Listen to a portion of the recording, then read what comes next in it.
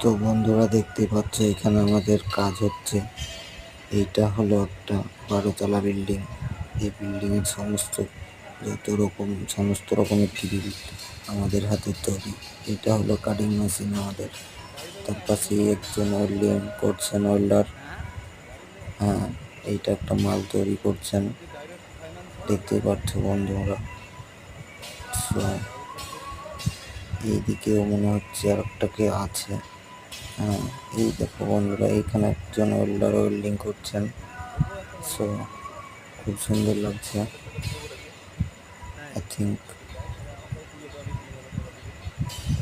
এইখানে কয়েকজন মাল আমাদের রেডি করে দিচ্ছেন।